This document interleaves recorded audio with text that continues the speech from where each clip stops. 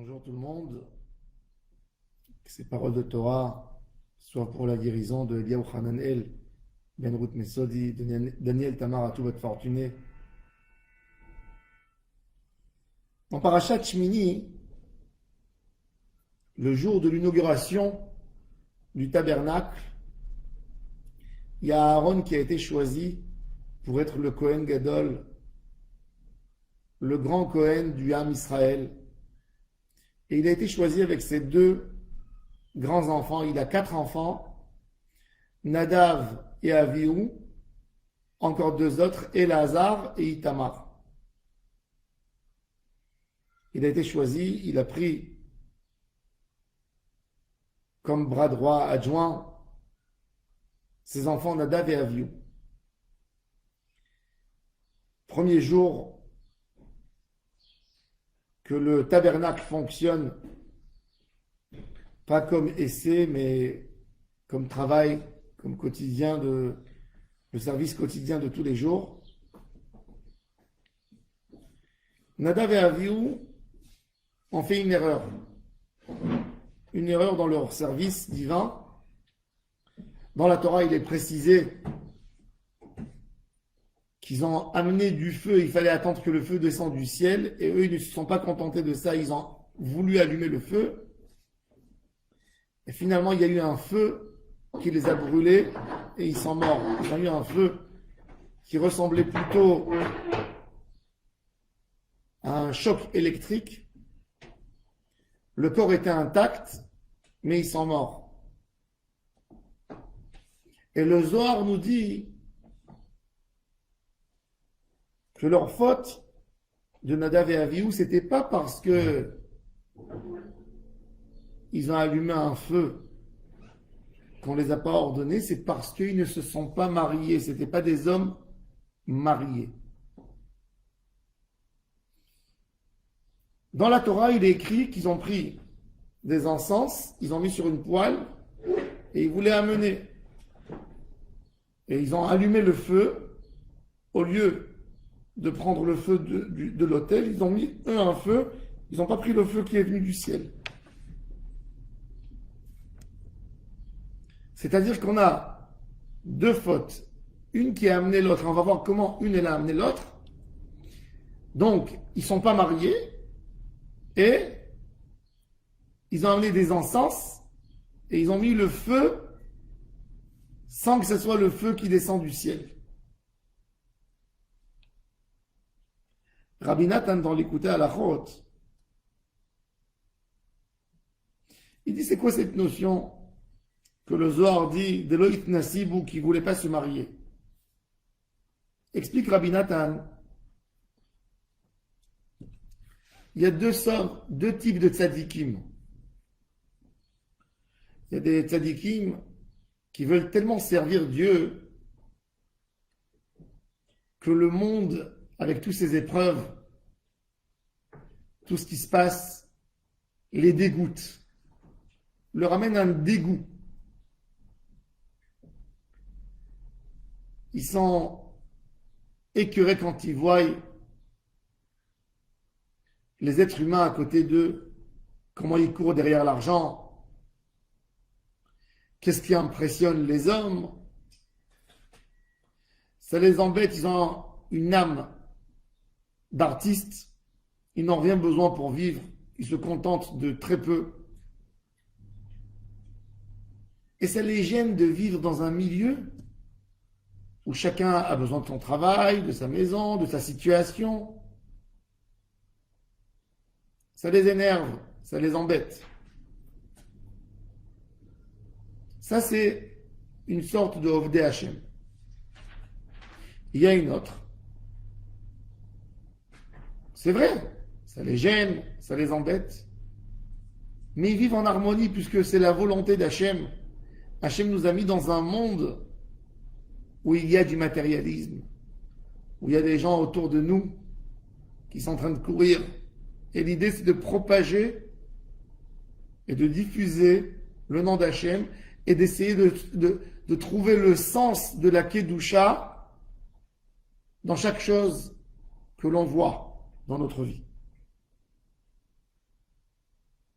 La première catégorie, explique Rabbi Nathan, c'était Nadav et Avihu. Tellement proches à Hachem que pour eux, s'ils se mariaient, ils perdraient la proximité avec Dieu.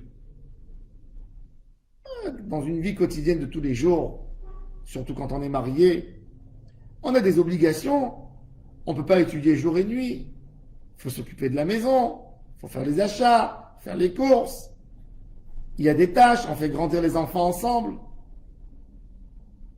Il faut amener la parnassa à un certain niveau. Le conjoint n'est pas toujours satisfait de ce qu'on amène, il demande un peu plus, il demande l'intention et beaucoup, beaucoup d'autres choses. Et c'est normal, c'est la vie de couple. Donc eux, ils ont dit, on est tellement proche à Hachem, qu'est-ce qu'on va se mettre là-dedans? Qu'est-ce qu'on va rentrer là-dedans? Un mariage, ça va nous casser notre avodat Hachem. Ils ont vu un affrontement entre la avodat Hachem, le service divin, et la vie réelle. Et c'est pour ça qu'ils ont été piégés sur quoi? Sur la kétoret, les encens. Les encens, c'est très spirituel. Parce que c'est un plaisir qu'on se prend avec l'odeur, sans manger, sans être là-dedans. Et justement, là, ils ont allumé le feu qui venait de la matière d'en bas. Tandis que là, il fallait que ça vienne d'en haut. Et Akadosh Baruch Hu leur a montré quelque part, si vous avez tellement voulu vous rapprocher de moi, alors pourquoi vous n'avez pas attendu que le feu descende en haut?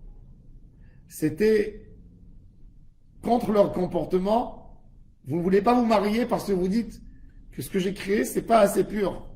Vous n'avez pas essayé de chercher le sens des choses, la racine de chaque chose. Alors maintenant, vous allez être punis que vous avez profané, parce que selon vous, il ne fallait pas allumer vous le feu, il fallait attendre qu'il descende du ciel. Mais si vous dites qu'il faut faire une mitzvah, si ça monte du bas vers le haut, pourquoi vous n'avez pas fait aussi dans votre vie quotidienne que ça monte du bas vers le haut? Pourquoi vous ne vous êtes pas marié? Donc, c'est une contradiction. Si vous dites que le matérialisme est tellement loin de Dieu, il ne faut pas se rapprocher, alors pourquoi vous avez allumé le feu? Et si vous avez allumé le feu, vous dites que c'est qu'Akadosh Baruch Hu cherche l'acte des humains en bas, donc il fallait aussi vous marier. Donc quand ils ont fait cette contradiction, en fait ils ont été punis sur le fait qu'ils ne se sont pas mariés avant. Ça c'est l'explication de Rabbi Nathan. Un homme qui est tzaddik, la grandeur d'un homme, c'est son adaptation à toute situation. Un grand homme, c'est quelqu'un qui peut s'adapter avec tout le monde. Ça, c'est un grand homme. Un homme qui ne peut pas s'adapter avec un tel, c'est-à-dire qu'il a une muraille entre lui et l'autre. Peu importe la muraille. Du moment où tu ne peux pas t'adapter, c'est que tu ne conviens pas à plusieurs choses. La grandeur du tzaddik, la grandeur du Oved Hashem, c'est que n'importe où il rentre, il devient indispensable. Il est intégré dans l'endroit où il est. Il peut ramener une lumière partout. Comme Hachem, que sa présence est dans tout. Celui qui veut servir Hachem, il doit voir dans tout une occasion de Kedusha.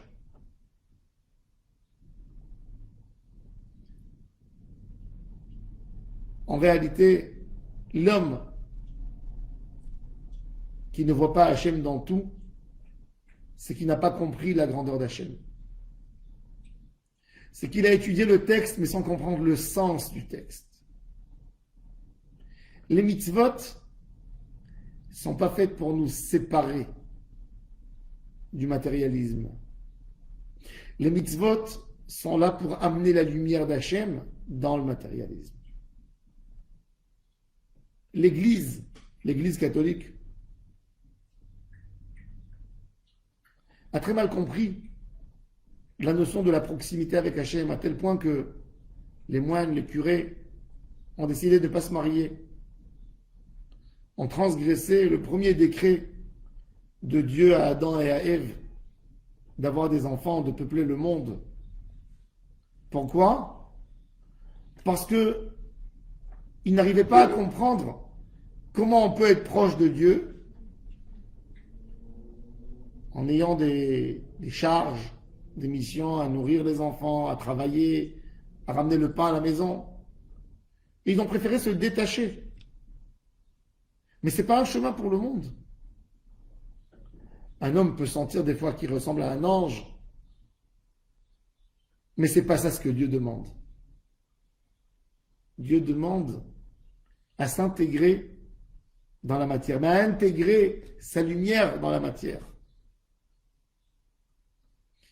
N'importe quelle chose qu'il y a dans le monde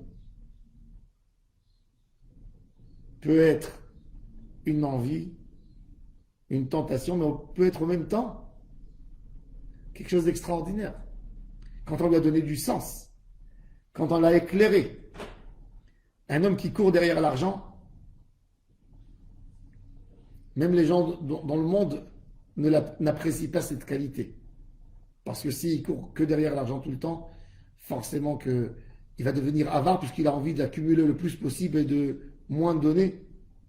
Mais d'autre part, quand un homme fait de la philanthropie, où il donne la tzedaka, il a pris cet objet de matérialisme pur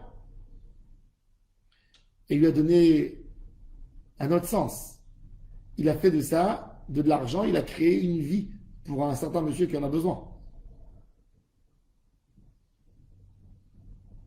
La relation du couple, quand elle est malsaine, quand elle n'est pas belle, quand c'est que de la tentation, ça peut tomber dans des endroits terribles. Ça peut tomber dans de l'adultère, ça peut tomber dans de mauvaises choses, dans de très mauvaises tentations, mais en même temps, une bonne relation saine, elle amène des enfants, elle amène la merveille de la famille.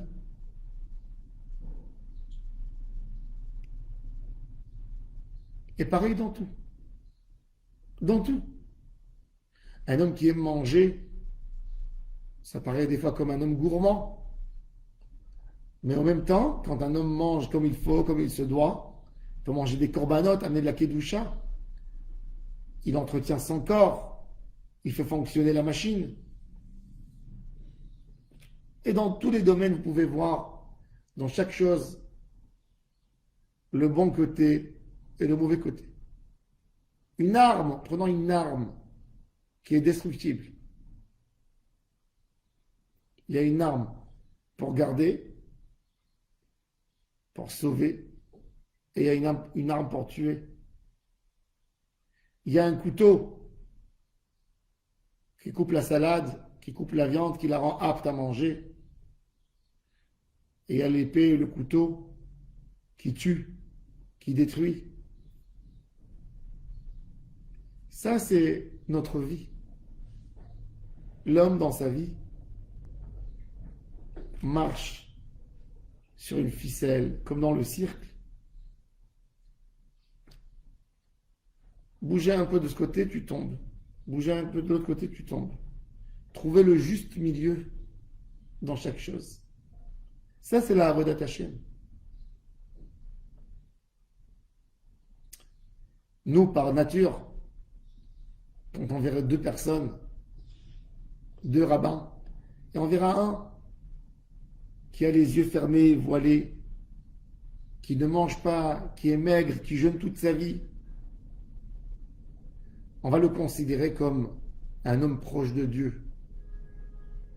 Et quand on verra l'autre qui rigole, qui embrasse, qui bénit, qui va visiter les uns et les autres, qui s'assoit dans des repas, ah, celui-là, il est plus léger.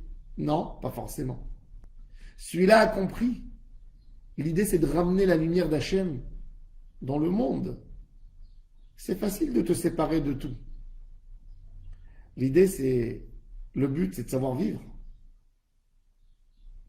C'est de trouver un juste équilibre dans tout. C'est facile de casser. C'est facile de s'éloigner. Mais tu n'obtiens rien. Un homme qui ne fait pas ne se trompe pas non plus. Mais il ne fait pas. Notre vie, Akadosh Baruch Hu nous a amenés dans un monde où il y a une vie réelle, où il y a des tentations, où il y a un rapport avec le matérialisme.